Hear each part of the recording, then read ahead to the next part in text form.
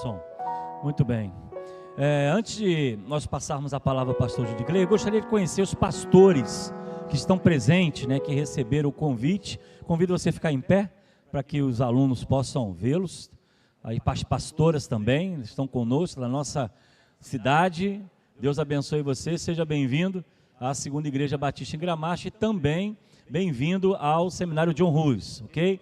Fique à vontade, poder sentar. Repetindo aqui aos alunos, você precisa procurar o seu professor e registrar a sua presença para que as horas complementares sejam acrescentadas depois. Aos alunos do EAD, nós vamos estar transmitindo e você em casa, que está acompanhando pela internet daqui a pouco, você possa também estar registrando a sua presença nesta aula. Muito bem, irmãos, o Seminário John Hus é que está promovendo esse encontro. Não é a Segunda Igreja Batista em Gramacho, a Segunda Igreja abriu o espaço do templo, mas é o nosso seminário, né? O nosso seminário vai estar formando uma turma para o próximo ano, já estamos com inscrições abertas, e se você tem algum aluno, deseja se capacitar para o ministério, temos a formação pastoral, 3 anos, filiada à Bibete, e temos também a capacitação e aperfeiçoamento diaconal. Então, se há alguém com interesse nessas áreas na sua igreja, ou você conhece alguém na sua igreja, peço que você possa nos apresentar, né? Temos aqui lutado bastante com o ensino teológico na nossa cidade, tem sido um tempo de bênção, muito bom, e crescimento das igrejas, ok? E no dia 30, é dia 30, gente, de novembro, a formatura, teremos a formatura acontecendo aqui, na turma do meio do ano e a turma do final do ano, então uma grande festa, total de quanto, Magno? 35? 35 alunos no total, né? Ficou alguém pendurado lá? Tem, tá pendurado? Então tá bom. A formatura que também vai ser bênção, fica aqui o convite para os pastores e pastoras a estar presentes. Quero convidar o pastor. O pastor vai estar se apresentando e eu quero já agradecer em nome do Seminário John Hus a sua prontidão, nos atendeu. Com certeza é uma bênção hoje para a nossa vida, e eu quero agradecer, pastor, a sua presença, tá bom? Que o irmão possa ser muito bem sucedido nessa noite na ministração da palavra, ok? Então deixa a palavra ao pastor Judiclei, ele vai fazer toda a apresentação, há livros lá atrás, abençoadores, que você pode também levar para a sua biblioteca, para a sua igreja, como também abençoar o ministério do pastor junto na direção da Pronobis, e um material excelente, inclusive, você trouxe do culto? Culto público não. Aí, culto público apresenta você. Pode comprar que recomendo. Muito bom material, pastor. Obrigado, pastor. Irmãos queridos, boa noite. Antes de tudo, eu quero expressar minha gratidão ao pastor Eliseu pelo convite. É um prazer estar com vocês aqui. Espero que seja um tempo de instrução, de encorajamento, de comunhão.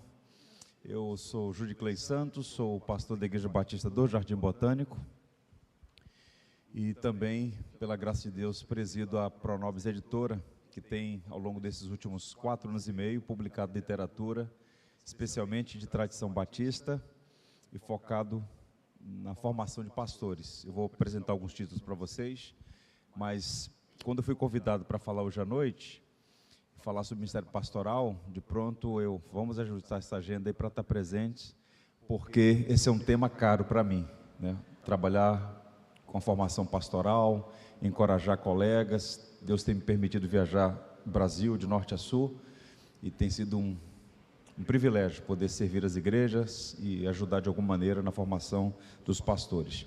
Eu pedi ao pastor Mateus que exibisse um pequeno vídeo, são 2 minutinhos só, para que vocês conheçam o trabalho da Pronobis Editora. Em seguida eu quero apresentar 3 títulos que eu tenho certeza que serão úteis no ministério de cada um de vocês. Se estiver pronto, talvez consiga exibir aí. Nasceu com o propósito de resgatar e divulgar a rica educação profissional, histórica e teológica do povo batista. Comprometidos com a edificação da igreja brasileira, buscando servir ao corpo de Cristo através da publicação de literatura cristã de excelência.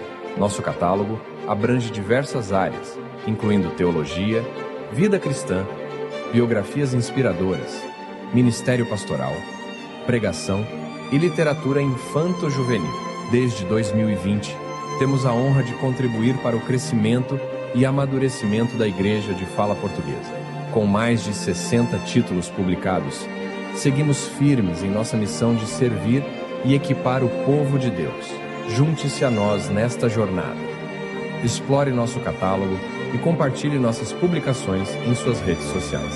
Pronobis Editora, edificando a igreja e treinando os santos. Maravilha. Nós temos alguns títulos ali, mas eu queria destacar 3 deles. O primeiro é esse aqui, Teologia Pastoral, Fundamentos Teológicos do que é e o que deve fazer o pastor. Essa é uma obra de referência usada nos principais seminários batistas nos Estados Unidos e já adotado por alguns seminários aqui no Brasil. A partir de uma teologia consistente, o doutor Daniel Henke e o Scott Pace faz uma abordagem sobre fundamentação teológica pastoral. Uma obra primorosa que eu quero recomendar a vocês. Esse outro, do Tony Merida, é um manual de pregação expositiva. Pregação fiel. É um material precioso, tem sido também usado em vários seminários. Nós temos distribuído esse material em várias ordens Brasil afora. Então fica aqui essa recomendação a vocês também, se querem entender e ampliar o entendimento, melhor dizendo, sobre a pregação expositiva.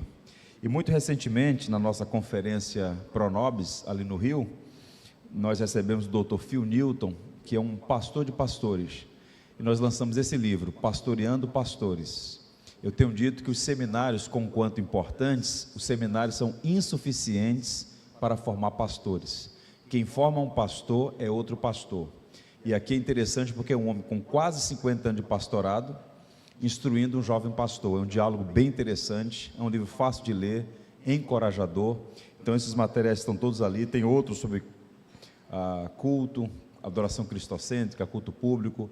Lançamos recentemente um livro na Capela do Seminário do Sul, com Mark Dever, Fundamentos Batistas, uma imersão na eclesiologia batista. Então tem bastante material ali. Você pode procurar o pastor Bruno Nascimento, irmão Robson, eles estão ali para atendê-los. Então fica aqui nossa sugestão de leitura. Vamos ao tema, vamos falar sobre o ministério pastoral. Não vou fazer uma pregação, é um panorama, mas eu queria partir de um texto, 1 Timóteo 4,16, quando Paulo recomenda a Timóteo, seu jovem amigo, o pastor Timóteo. Esse é um texto clássico em que Paulo recomenda a Timóteo dizendo o seguinte, 1 Timóteo 4,16, tem cuidado de ti mesmo e da doutrina, continua nesses deveres, porque fazendo assim, salvarás tanto a ti mesmo, como aos teus ouvintes. Vejam, o que nós podemos perceber nesse Brasil continental é que das necessidades todas das igrejas evangélicas, uma das mais importantes nesse momento é fortalecer o ministério pastoral. Guarde isso aí no seu coração. É uma questão de santa e sábia estratégia, fortalecer o ministério pastoral. Por quê? Existe uma estreita relação entre o púlpito e os bancos. Toda igreja é necessariamente o que é o seu pastor. De modo que investir na formação de novos pastores, encorajar os que já estão em atividade, é algo muito importante. E a igreja precisa abrir os olhos nessa direção. Por algumas razões, nas últimas décadas, nós sofremos um colapso. E posso dizer aos irmãos, sem medo de errar, faltam pastores. Nós vivemos uma crise sem precedentes. E nós precisamos atentar para isso. Faltam pastores, há um gap na formação de pastores. E, por outro lado, há muitos pastores enfraquecidos, cansados e desanimados. Jovens pastores, pastores mais antigos, não importa a idade, não importa o tempo de ministério, a gente percebe claramente isso. E essa passagem de Paulo a Timóteo é importante porque Paulo é um experimentado pastor, orientando o jovem pastor Timóteo. Ele diz, olha, tem cuidado de ti mesmo da doutrina, e essa é a ordem, cuidar de si, para que você tenha condição de cuidar do rebanho, cuidar da própria vida, da piedade, e manter também a sã doutrina. E observe, Paulo foi um grande teólogo, o maior teólogo do cristianismo, um terço do Novo Testamento foi escrito por ele, o homem que mais plantou igreja naquele período, mas ele era fundamentalmente um pastor pastor de almas.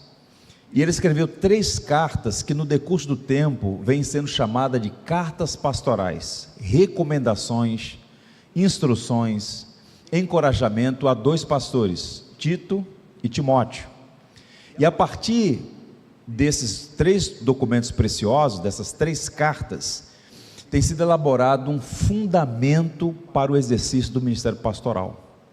E eu queria a sua atenção para a gente pensar, no tempo que nós temos hoje aqui, sobre 2 questões elementares: as qualificações de um pastor e as suas atribuições. Quais são os critérios para se reconhecer um pastor? E uma vez reconhecido o indivíduo como um pastor, quais são as funções pastorais?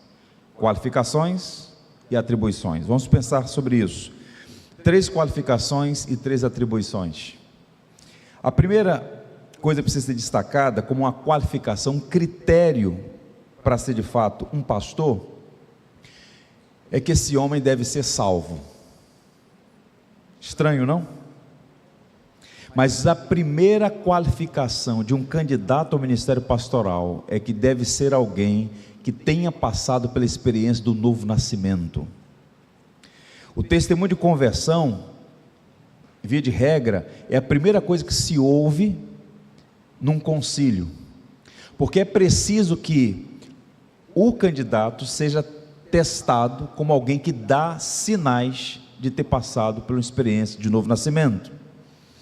O Dr. James George diz assim: a pessoa que deseja identificar seu chamado ao ministério vocacional deve primeiro certificar-se de que é chamada por Cristo. Não se deve ter a ousadia de cogitar o ministério do Evangelho da graça ao povo de Deus, sem antes experimentar esta graça, por meio da fé salvadora em Jesus Cristo. Razão pela qual Paulo diz na primeira carta a Timóteo, capítulo 5, verso 22, para não impor as mãos precipitadamente. Muitas igrejas estão em dificuldade porque houve uma precipitação na ordenação de certas pessoas. E muitos, eu digo isso de forma consciente, muitos que estão no ministério não dão sinais de novo nascimento. Habilidades são importantes, talentos são úteis, boa formação teológica é fundamental, mas não são indicativos do novo nascimento.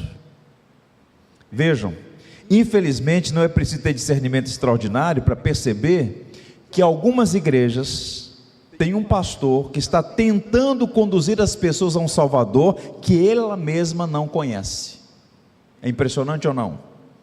E eu vou dar alguns testemunhos para vocês. Isso não veio da minha cabeça. A história é uma grande pedagoga. Vocês todos já ouviram falar de um homem chamado John Wesley. John Wesley era filho de pastor. Ele foi ordenado pastor anglicano. Ele era missionário, fez viagens à América colonial, atravessou o Atlântico algumas vezes para evangelizar.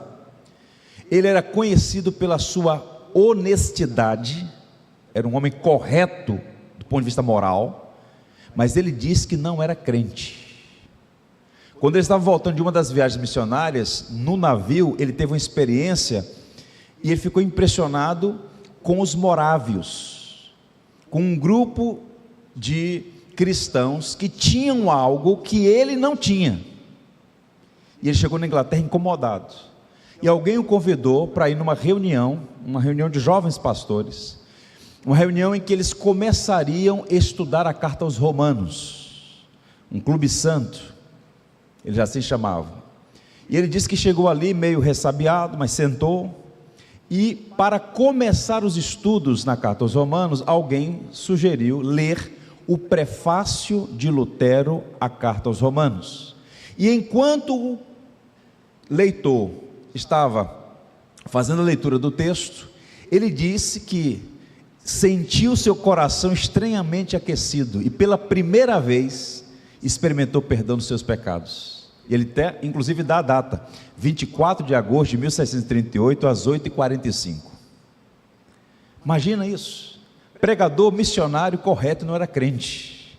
Eu poderia citar vários outros. Abraham Kuyper, o homem que fundou a Universidade Livre de Amsterdã, jornalista intelectual, um homem brilhante, teve a sua formação acadêmica, assumiu um pastorado, E todos os dias, ou todos os domingos, quando ele chegava à porta para cumprimentar os membros, uma senhora o cumprimentava assim: ô meu pastor, tudo bem? Eu estou orando pela sua conversão. Imagina. E um dia ele passou pela experiência do novo nascimento, se tornou um gigante da ortodoxia, o Abraham Kuyper. Eu poderia falar do Augusto Frank, poderia falar do Elias Kitt, filho do pastor batista Benjamin Kitt. Vários homens passaram pela experiência do nascimento depois da ordenação.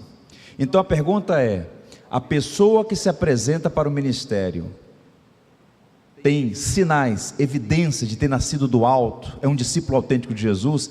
Esta é a primeira qualificação, é a qualificação sine qua non. E relacionado a isso está o caráter, porque Jesus disse que é pelos frutos que se conhece o que, gente? A árvore. Não é falar bonito, não é ser articulado, não é ser performático, não é ser gente boa. A pergunta é: essa pessoa é de fato um discípulo de Jesus Cristo? E se é discípulo de Cristo, tem uma vida transformada, razão pela qual, quando Paulo estabelece as qualificações para o pastorado, ele fala de questões de natureza ética, moral, uma vida transformada. Vejam, por exemplo, a carta de Tito, capítulo 5, quero dizer, capítulo 1, a partir do verso 5, quando ele diz assim: por esta causa te deixei em Creta, para que pusesses em ordem as coisas restantes, bem como em cada cidade constituísses presbíteros, conforme te prescrevi. Agora veja as qualificações, que são qualificações de um homem nascido de novo.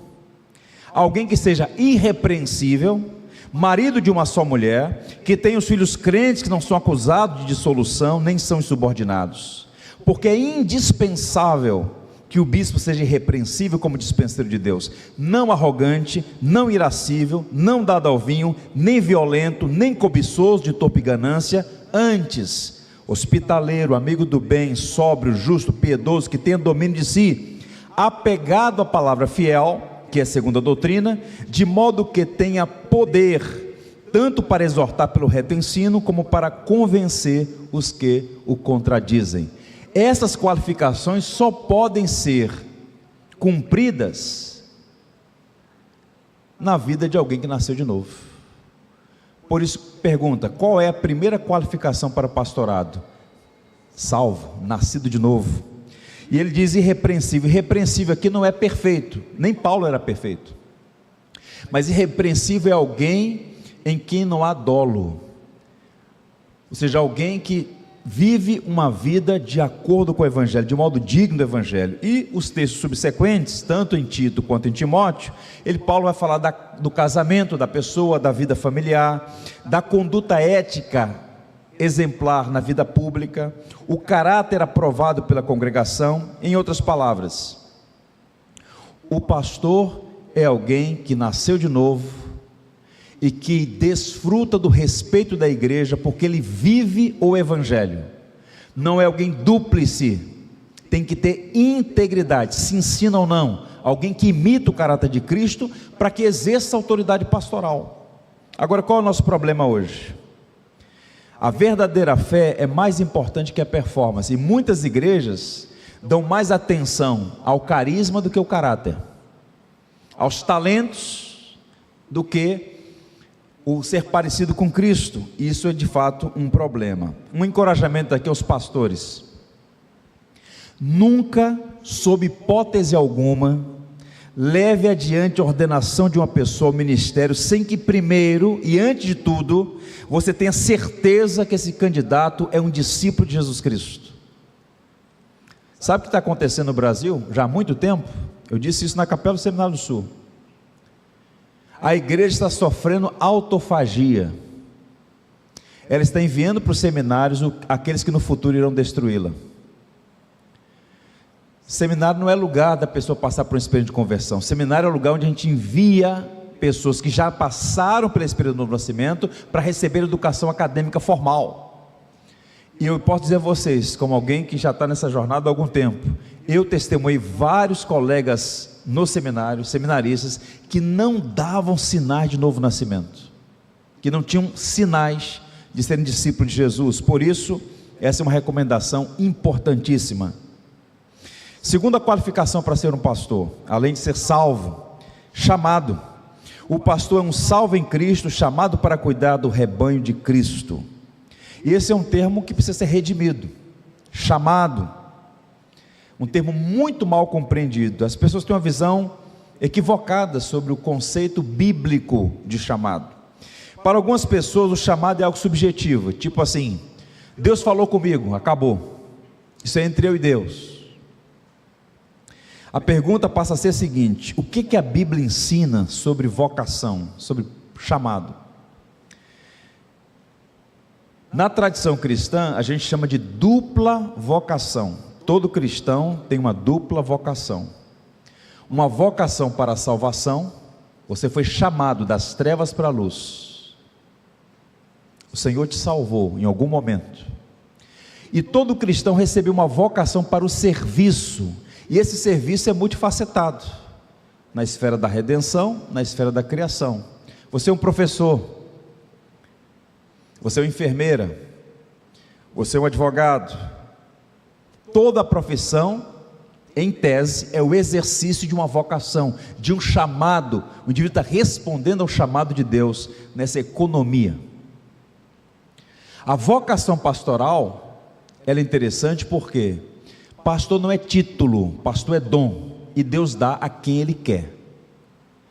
E algumas pessoas receberam o dom de pastorear, e esse chamado para cuidar do rebanho de Cristo, ele é muito sério, porque a igreja foi comprada pelo precioso sangue de Cristo, e todo pastor prestará contas a Cristo do rebanho que está sob os seus cuidados temporariamente. E a questão é, quando Deus chama, Ele habilita através de um dom espiritual para exercer o ofício. Efésios 4, versos 11 a 13, é um texto clássico, quando diz que Ele concedeu uns para apóstolos, outros para profetas, outros para evangelistas, outros para pastores e mestres.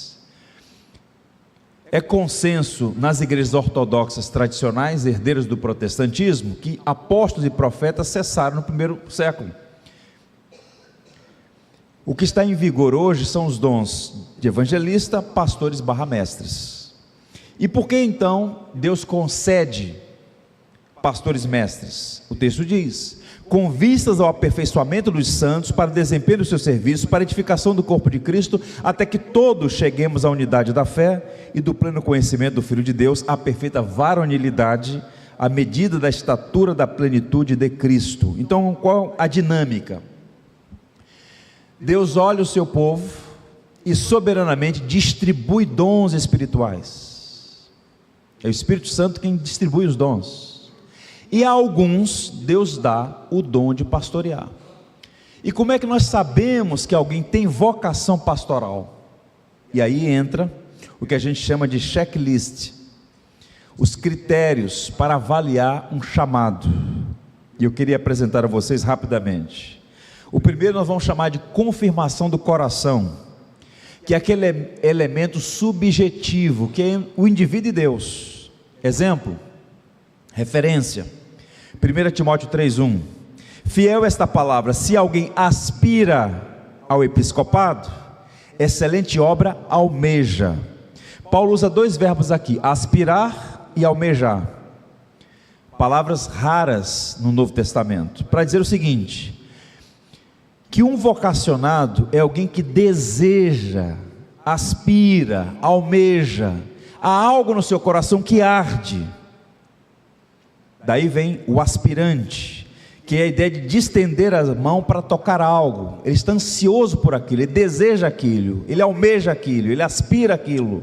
Isso é absolutamente pessoal, subjetivo, entre você e Deus. Agora, esse sentimento não pode ser confundido com ideias vagas do coração. Um autor muito capaz chamado John Vowett, ele diz assim, isso lança bastante luz sobre essa questão: vocação é quando todas as outras portas estão abertas, mas você só anseia entrar pela porta do ministério. Não é porque não passou no vestibular de engenharia, de direito, de outras coisas, porque o comércio não deu certo, não seguiu certo na carreira militar, todas as portas estão fechadas, só sobrou o ministério. Vai ser um péssimo pastor. O verdadeiro pastor é o indivíduo que ele podia ser qualquer outra coisa, todas as possibilidades estão diante dele, mas há algo que arde no seu coração, ele aspira, ele deseja o ministério pastoral, mesmo sabendo das lutas, das provações, das dificuldades e do retorno financeiro ínfimo, mas ele tem esse coração aquecido. Portanto, o primeiro elemento aí é a confirmação do coração, mas isso não é suficiente. Não é suficiente alguém falar assim, ó, Deus me chamou, meu coração está aquecido. É preciso que haja outras coisas. E a segunda é a confirmação da mente, que é o aspecto objetivo. Uma pessoa chamada para o ministério deve ponderar se os dons que recebeu a qualifica para o serviço pastoral. E nos textos de 1 e 2 Timóteo e Tito, para ficar apenas nessas 3 cartas, Paulo vai tratar alguns critérios objetivos. Por exemplo, maturidade espiritual. Se você está com o seu coração aquecido para ser um pastor, isso é você e Deus, mas objetivamente a pergunta é, você tem maturidade? Porque Paulo diz assim, ei, não pode ser neófito, novo convertido não pode ser pastor.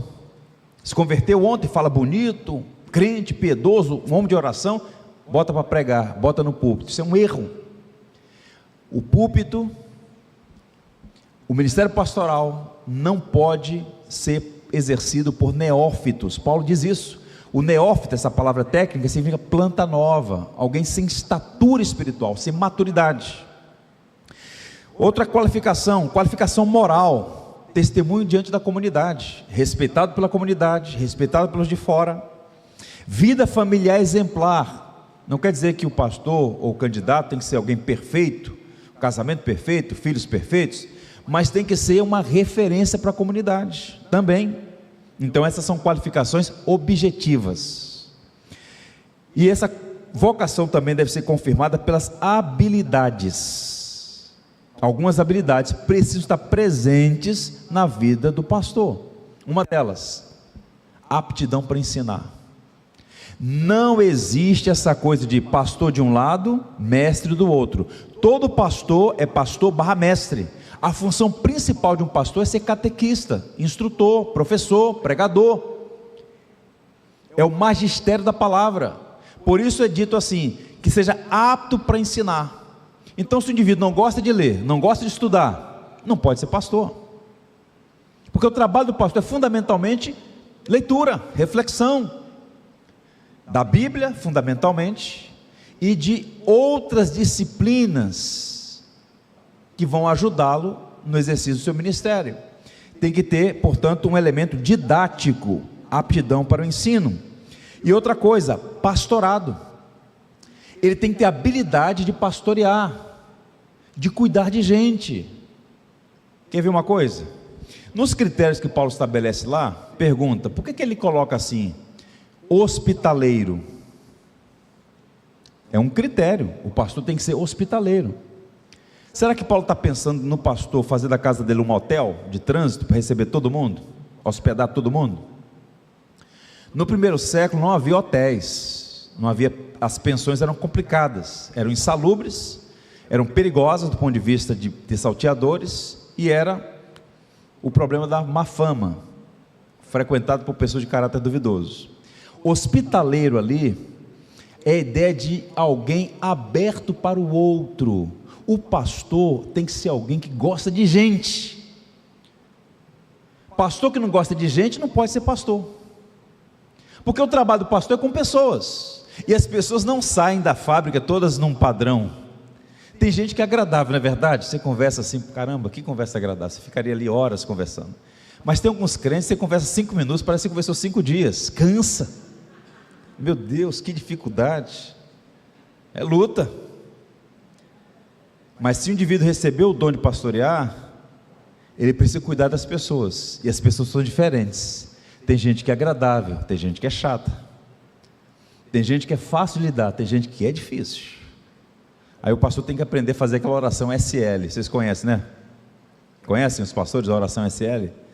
Aquela pessoa muito difícil tem que se aplicar da oração SL, salve e leva, porque não tem jeito, só a graça de Deus. Pastor Irani Teixeira de Lima, querido pastor lá da Betel de Mesquita, onde fui pastor por 13 anos, um dia a irmãzinha chegou para ele e falou assim: pastor, não dá mais para lidar com o irmão fulano, não dá mais. Era um irmão bem complicado, um senhorzinho já difícil. E o pastor Irani falou assim: olha, você está certa, o irmão Alano só matando. Que é isso, pastor? Só matando. Mas como a Bíblia não me autoriza a matar, eu vou continuar orando por ele. Brincadeiras à parte, que ele está dizendo o seguinte: tem gente que é difícil, e se o pastor não gosta de pessoas, o que é que ele vai fazer? Fica sob suspeição se é pastor de fato. Então Paulo era um teólogo, Paulo era um plantador de igrejas, Paulo era um homem diferenciado, mas Paulo era essencialmente um pastor. Ele gostava de gente, e esse é um critério. Um outro elemento: supervisão, capacidade de presidir e governar. A habilidade do candidato tem que ser testada por isso, presidir. O pastor tem que governar, razão pela qual Paulo diz assim, ó: pastorei o rebanho de Deus que está sob os seus cuidados, 1 Pedro 5,2. Atos 20, 28, cuidem de vós mesmos, de todo o rebanho sobre o qual o Espírito Santo os colocou como bispos para pastoreardes a igreja de Deus que ele comprou com o seu próprio sangue. O bispo aqui é o supervisor, aquele que preside, aquele que tem uma visão mais ampla, é o episcopos. Então ele tem que ter esse elemento do coração, ele almeja o pastorado, as qualificações objetivas, caráter, vida familiar, maturidade. Tem que ter o elemento das habilidades, didática e ministério pastoral, e esse elemento aqui da supervisão. Agora um outro elemento para fechar esse quadrilátero aí: o reconhecimento da igreja. O indivíduo só pode ser pastor se a igreja o reconhecer como pastor, não é uma imposição. Um grande teste para saber se o indivíduo é pastor é como a igreja o enxerga, porque a dinâmica é assim: a ninguém imponhas precipitadamente as mãos, não te torne cúmplices do pecado de outros, conserva-te a ti mesmo puro, é o que Paulo diz para Timóteo. E escrevendo a Timóteo, ele diz: olha, não negligencies o dom que é em ti, o qual te foi dado mediante profecia, com a confirmação do presbitério, com imposição de mãos. A igreja reconheceu a Timóteo como pastor, isso é muito importante. Agora veja, meus irmãos, quantas pessoas no ministério sem ter essas qualificações? É impressionante ou não é? É impressionante. Uma recomendação geral aqui, porque eu sei que nem todos aqui são pastores, mas todos aqui são discípulos de Jesus. Duas recomendações. A primeira: lembrem-se do pedido de oração de Jesus. Qual é o pedido de Jesus? Rogai ao Senhor da seara, para que envie obreiros para a seara. É Cristo quem dá à igreja pastores, é Cristo quem levanta pastores, e a igreja precisa se ajoelhar e orar: Senhor, levanta uma geração, uma nova geração de pastores. Faltam pastores. E a segunda recomendação: você tem um bom pastor? Cuide dele, porque não há mais pastores. No estado de Goiás, 63 igrejas sem pastor, e há muitas igrejas que tem 2, 3, 4, mas que no fundo, fica sob suspeição se é pastor mesmo. Santa Catarina, 112 igrejas no estado inteiro. O estado inteiro tem 112 igrejas. Mais da metade tem menos de 50 membros. Não há pastores. Então nós temos um problema grave, que só pode ser resolvido com muita oração e dependência da graça. E nós precisamos de pastores qualificados. E eu estou apresentando aqui rapidamente algumas dessas qualificações. Robert Murray McCheyne, o maior pregador escocês do século XIX, segundo Spurgeon, ele foi o maior pregador da Escócia daqueles dias. Ele disse algo impactante: não é tanto os talentos que Deus abençoa, mas uma grande semelhança com Jesus. Um ministro de vida santa é uma tremenda arma nas mãos de Deus.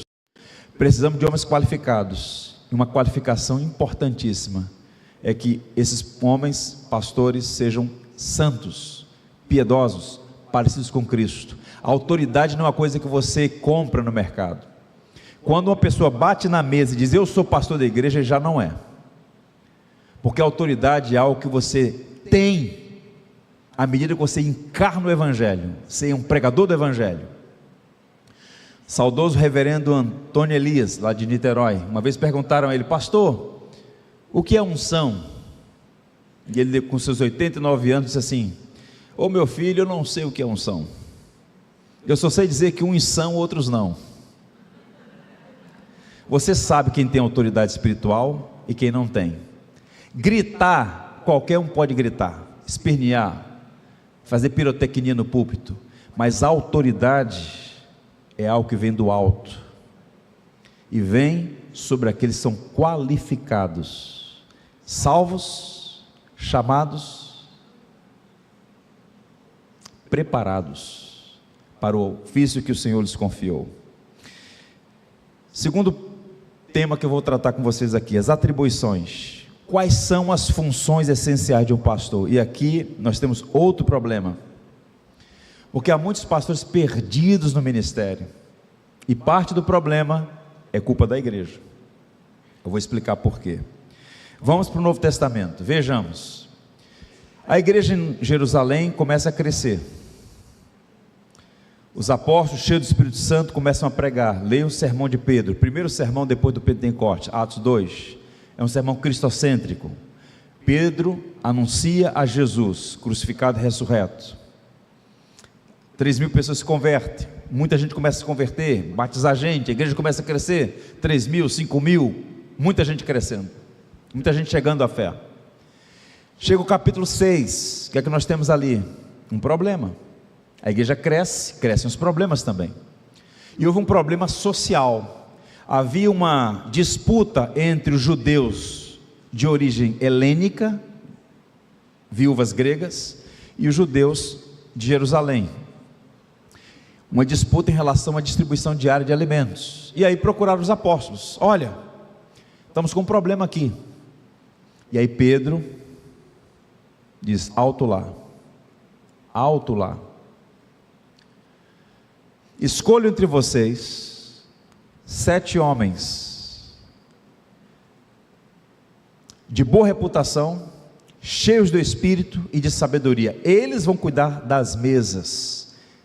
Quanto a nós, perseveraremos na palavra e na oração. Ali você tem os 2 ofícios que fundamentam uma igreja sadia, as 2 bases da liderança da igreja: presbíteros e diáconos, pastores e diáconos.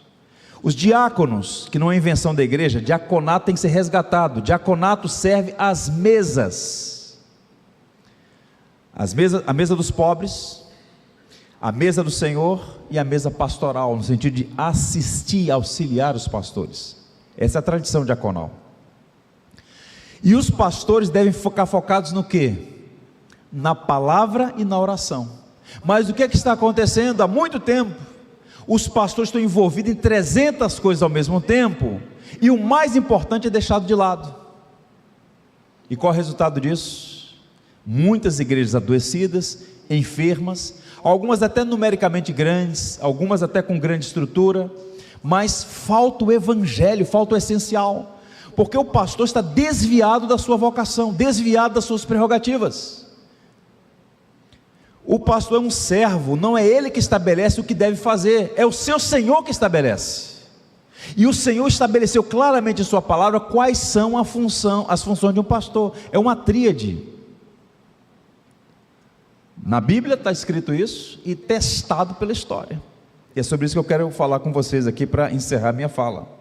Essa tríade funcional do ministério pastoral. Fundamentalmente 3 coisas. Se alguém lhe perguntar qual é a função de um pastor, pode responder sem medo de errar, e vou mostrar a vocês biblicamente. A primeira função, pregar / ensinar. A principal função de um pastor é pregar a palavra. Quando Paulo escreveu sua última carta a Timóteo, e olha que Paulo estava no calabouço, com a espada do soldado no pescoço, na antessala da morte. 2 Timóteo é um testamento de fé, de um pai para o seu filho espiritual, de um pastor experimentado para um jovem pastor. E Paulo então diz assim: conjuro-te, chamo a Deus como testemunha, e a Cristo Jesus, que há de julgar os vivos e os mortos, pela manifestação do seu reino, prega a palavra, insta, quer seja oportuno ou não, corrige, repreende, exorta com toda longanimidade e doutrina. É algo tão sério que Paulo chama a Deus e a Cristo como testemunha. Timóteo, eu sei que você está passando por problemas, dentro e fora da igreja. Eu conheço as suas fraquezas, problema de saúde, timidez, gente que não reconhece o seu pastorado, gente que te despreza porque você é jovem. Eu conheço os seus problemas, mas você não pode fugir da sua vocação. Reavives o dom que é em ti. Ele disse em outro lugar: prega a palavra. O que governa a igreja, irmãos, é o púlpito, é o cetro através do qual o rei governa a igreja. Um púlpito forte, uma igreja forte. Um púlpito fraco, uma igreja fraca. Por isso Paulo diz para ele: prega a palavra. Isso se deve a duas razões. Primeiro, é por meio da pregação que duas coisas acontecem, e somente pela pregação. Número 1, é por meio da pregação do evangelho que a fé salvadora é infundida no coração do incrédulo. A fé vem pelo ouvir, e ouvir o que, gente? A palavra de Cristo. Sem pregação genuína do evangelho não há conversão autêntica. O pastor, ele é um arauto, ele é um pregador, ele é um anunciador das boas novas. Ele tem que abrir as escrituras e expor o evangelho, Jesus Cristo, morto, sepultado, ressurreto, assunto aos céus, o rei que voltará. E isso promove conversão genuína e verdadeira. Não é manipulação, conversinha fiada, é a pregação do evangelho. E uma vez salvos pela graça, os fiéis, os crentes, a igreja, o rebanho, a congregação, também precisa ser nutrida por meio do evangelho. Porque há tantos crentes que não crescem, é impressionante. Passa 5 anos, 10 anos, 30 anos, tem 50 anos na igreja, confusão, imaturidade, disse-me disse, fofoquinha, conversinha fiada, porque não cresceu. E por que não cresceu? Parte do problema é porque o evangelho está sendo sonegado. Sopa rala não nutre a fé de ninguém. Tente imaginar comigo, eu fico pensando nisso, meu Deus, como é que pode isso acontecer? Todo domingo, pensa comigo, todo santo domingo, milhões de pessoas vão às igrejas, milhões, e voltam da mesma maneira que entraram, vazias, muita conversinha, muita cantoria, muita animação, muito isso, mas falta o evangelho, porque o evangelho está sendo sonegado. Há uma corrupção do culto cristão, uma coisa impressionante. Todos nós sabemos que é idolatria adorar falsos deuses, sim ou não? Sim, claro. Só existe um Deus único e verdadeiro que é digno de adoração, o Deus Trino, Pai, Filho e Espírito. Mas o que pouca gente sabe, que também é idolatria adorar o Deus verdadeiro de uma maneira errada. Não é a gente que estabelece a maneira como nós adoramos a Deus, é Deus que estabelece. E um culto onde Cristo não é exaltado, onde a palavra não é pregada, não houve culto. Então o pastor tem que entender, a sua principal vocação é pregar o evangelho, para que conversões genuínas aconteçam, e para que os crentes tenham a sua vida transformada, sua fé nutrida. Santifica-os na verdade, a tua palavra é a verdade. E mais, porque esse é o seu principal ofício, pastor. Se você fraquejar na pregação, você fracassou no seu ministério. É a coisa mais importante. Veja, eu estou numa igreja batista. Tem uma coisa interessante aqui, veja, um púlpito. E o púlpito está no centro. Já observou a arquitetura? A arquitetura de uma igreja revela muito sobre ela. Vamos olhar a arquitetura dessa igreja. As cadeiras estão aí, tem uma plataforma aqui e um púlpito no centro. Isso aqui é teologia pura. Se você visitar qualquer construção até o século XVI, o púlpito não está aqui, ele está lá, à margem. Porque processualmente o púlpito foi colocado de lado e no centro nós tínhamos a mesa da Eucaristia, a missa, onde os clérigos, os padres faziam lá a suposta, rememoravam o sacrifício de Jesus Cristo, e as homilias de 10 minutinhos a mar. Com o advento da reforma, o púlpito voltou a ter o centro, para que a palavra tenha primazia, de modo que o pastor tem que ter essa consciência, de todas as atividades com as quais eu posso me envolver, a mais importante é a pregação. E aqui vem a exortação à igreja. A igreja coloca nas costas do pastor 300 coisas, exige demais, e no domingo o que é que ela recebe? Sopa rala. Porque um sermão, um bom sermão, ele não é feito no sábado à noite, exceto aquele Ctrl+C, Ctrl+V. Um bom sermão demanda tempo, energia, leitura, reflexão, oração. Um sermão que não custa nada, não vale nada. Sermões mortos matam. Então, se você quer um púlpito forte, dê condições ao seu pastor para trabalhar. Não fique enchendo os pastores de 300 atividades, roubando o tempo precioso desses homens. Tem que ter, portanto, essa perspectiva diante dos seus olhos. Prega a palavra, insta, quer seja oportuno, não repreende, corrige, exorta com toda a longanimidade e doutrina. Então, primeira coisa, pregar / ensinar. A segunda atribuição é orar, interceder. O pastor, ele é um servo de Cristo, que deve manter comunhão com Cristo. A dinâmica é bem interessante, é basicamente o seguinte: o pastor fala de Deus às pessoas, fala de Deus às pessoas, e leva as pessoas diante de Deus em oração. Ele é um pregador e um intercessor. Uma das coisas mais preciosas na vida de um pastor é quando ele aprende e cria e cultiva o hábito de orar pelo seu rebanho. Quando você ora por alguém, você se conecta a essa pessoa. Ainda há pouco eu falei daqueles crentes difíceis, e Deus, ao longo desses 20 anos de pastorado, me cercou de muita gente boa. Eu tive uma meia dúzia de gente complicada, e mesmo essas não me desviaram do caminho. Você precisa aprender a orar pelo rebanho, citar o rebanho nominalmente diante de Deus, interceder pelas pessoas, chamá-las pelo nome diante de Deus.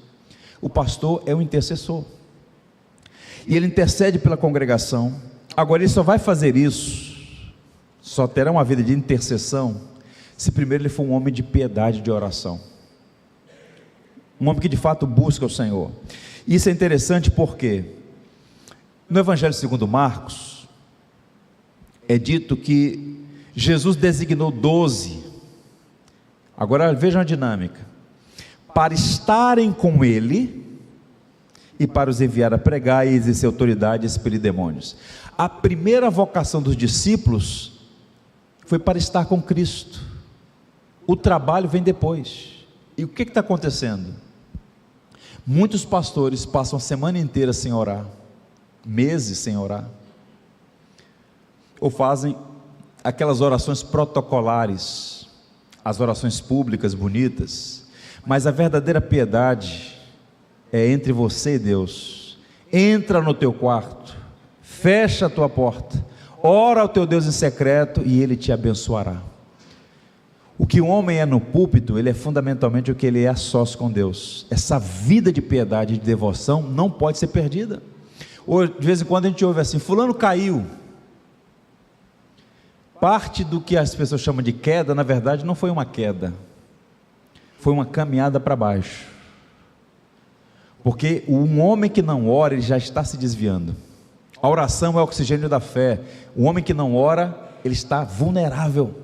Pensa comigo, homens santos, sábios, inteligentes, capazes, cercados de estruturas e possibilidades, caíram. O que é que nos sustenta?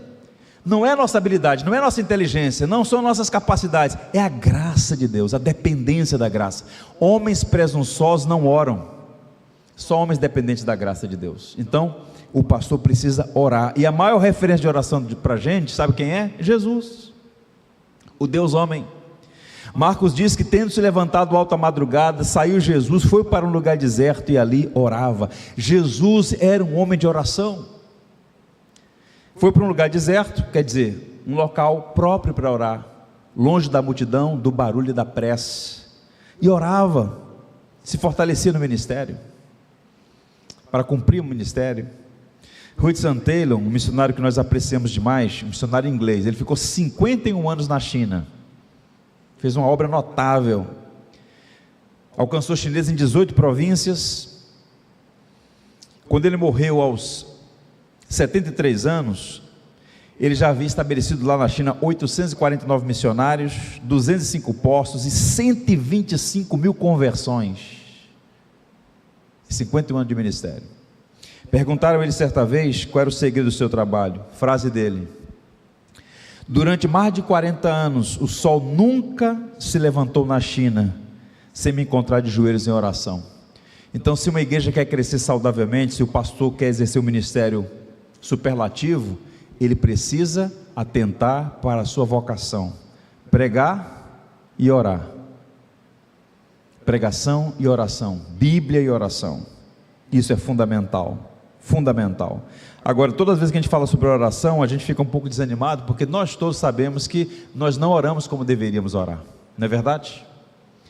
Mas a gente precisa cultivar o hábito de orar, pedir: Deus, me dê graça, eu preciso orar mais, preciso te conhecer mais, ter comunhão com o Senhor.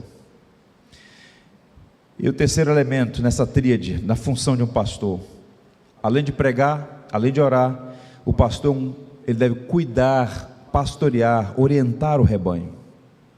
Não é uma atividade apenas no púlpito, é uma atividade pessoal, no sentido de casa em casa, no gabinete pastoral, ouvindo as famílias.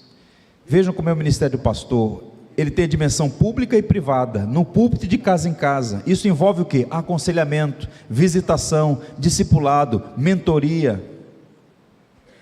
Nós precisamos investir nisso, irmãos, investir tempo nisso. E vejam como são as coisas. O pastor, ele tem um trabalho diferente de tudo que há no mundo, porque o pastor vive um movimento pendular, do ponto de vista emocional. Ele está na maternidade, agradecendo a Deus por uma criança que nasceu. No mesmo dia, na mesma semana, ele está no cemitério. Ele vai para o hospital. Ele recebe a notícia boa, de repente a notícia ruim. Esse movimento todo. Mas o trabalho do pastor é cuidar das pessoas e pedir a Deus graça. Às vezes o pastor é aquele que cuida dos outros enquanto ele mesmo está ferido. Eu não sei vocês, mas geralmente meu telefone, quando toca, não é para dizer que eu sou bonito. Quantos pastores numa luta tremenda. Eu tenho dito, irmãos, que tem sido muito comum, sobretudo agora com a internet, com as redes sociais, muita crítica aos pastores. O pastor vive debaixo de muita pressão. O pastor Fanini dizia assim: é muito fácil criticar o pastor, a parte difícil é fazer o trabalho dele. Porque há muitas críticas ao ministério pastoral. Agora, o que pouco se fala é sobre os abusos que os pastores sofrem nas mãos de congregações terríveis. Terríveis. O pastor não é empregado de igreja. O pastor é um servo de Deus, colocado a serviço daquela congregação.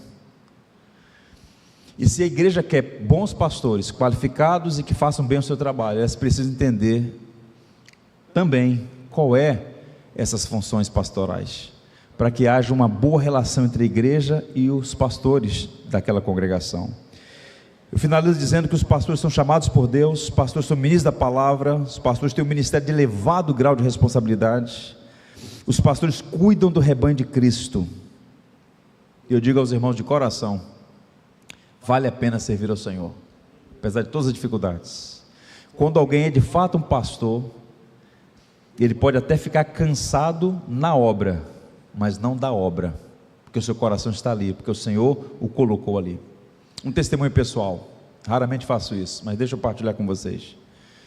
Eu fui pastor por 13 anos na Igreja Batista Betel de Mesquita, igreja a quem eu amo de todo o coração. E os 5 primeiros anos foram anos de grande desafio, um trabalho de revitalização, igreja com franco crescimento. Estávamos construindo um prédio de educação, que lá está até hoje, um prédio pronto, com 5 andares, uma estrutura muito boa. Mas aquilo tudo foi muito custoso, pregação dispositiva 3 vezes por semana, lidando com gente, igreja crescendo. Eu cheguei no momento de estafa, de esgotamento, de cansaço. Eu tenho 2 irmãs médicas, e com uma delas ela falou assim: olha, seu problema não é físico, seu problema é emocional. Pastorado cansa, ele esgota, ele drena. É por isso que o pastor precisa buscar refrigério junto ao trono da graça. E eu estava um dia muito cansado, fui para a igreja, à época eu morava relativamente perto, fui caminhando cedinho, abri o primeiro portão, abri o segundo, entrei no gabinete, sentei, fiquei na cadeira olhando para o alto assim. 10 minutinhos passaram, alguém bate na porta. Eu falei: não é possível, gente, 7 da manhã, alguém está batendo na porta. E eu abri a porta. Quando eu olhei, era a irmã Marisete Paciência, uma santa, que hoje deve estar com 85 anos. Marisete olhou para mim e falou: pastor, eu passei a madrugada orando pelo irmão, e Deus me mandou vir aqui dizer algo. A minha graça te basta. Quem tinha de morrer pela igreja já morreu, é Cristo. E ela começou a citar alguns versos. Aos seus amados ele dá enquanto dormem. Se o Senhor não edificar a casa, vão trabalhos que edificam. Pastor, o senhor precisa depender mais da graça de Deus. O senhor está muito na sua força, e não é assim que o reino cresce. Posso orar pelo irmão? Você pode ajoelhar? Falei: claro, minha irmã. Então, pastor, é possível você ser um pouco desanimado, cansado, mas eu digo aos irmãos, vale a pena servir ao Senhor. A vida é curta, breve e incerta, ninguém tem gerência da vida. Enquanto tivermos oportunidade, vamos servir ao Senhor, agora da maneira certa. Homens qualificados e homens que exerçam suas atribuições como a Bíblia exige. Os padrões estão nos evangelhos. Que o Senhor nos abençoe, que o Senhor nos dê a sua graça, que nos fortaleça. Amém? Vamos ter uma palavra de oração. Curve a fronte, vamos todos falar com Deus.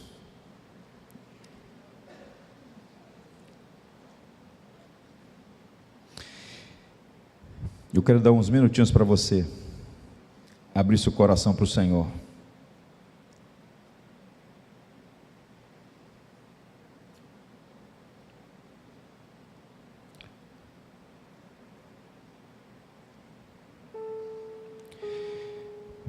Deus bendito, nós te damos graças por Jesus Cristo, nosso Salvador. Nós estávamos perdidos e fomos achados. Estávamos mortos e recebemos nova vida. Louvado seja o teu nome, Pai, por tamanha graça. E além de nos salvar, o Senhor tem nos dado o privilégio de servi-lo, de dedicar nossas vidas àquele que nos amou e por nós quis morrer. Te damos graças porque tudo que o Senhor faz é certo, é justo, é perfeito. E aprove ao Senhor chamar alguns para o pastorado. Essa é uma obra sublime, gloriosa, nobre, digna, mas ao mesmo tempo difícil, pesada. Portanto, rogamos que a tua graça nos habilite, que aqueles que aqui estão tenham convicção de que têm as qualificações para o ministério, salvos, chamados, preparados. Senhor, guarda os nossos pés, para que não nos desviemos da nossa vocação, que é fundamentalmente pregar, ensinar, valorizar o magistério da palavra, ter uma vida de oração, de intercessão pelo rebanho, e de cuidado pastoral com aqueles que foram confiados a nós. Guarda o nosso coração contra toda amargura, ressentimento, rancores, tristezas. Ajuda-nos a depositar as nossas tristezas aos pés da cruz e a receber graça para cuidar do povo do Senhor. Eu oro por cada um dos teus servos aqui presentes, para que sejam encontrados diante de ti com vestiduras brancas e com óleo sobre a cabeça. Ó Deus, abençoa as igrejas batistas de Caxias. cada uma delas espalhadas por essa grande cidade. Ó Senhor, a obra é tua, soberano Deus. Levanta homens santos, fiéis, constantes, humildes, perseverantes, mantendo os olhos em Cristo, que é o único Senhor da igreja e que prometeu edificar a sua igreja, que prometeu e afirmou que as portas do inferno não podem prevalecer contra ela. Completa a tua obra em nós e através de nós, para a tua glória e para a nossa alegria. Amém.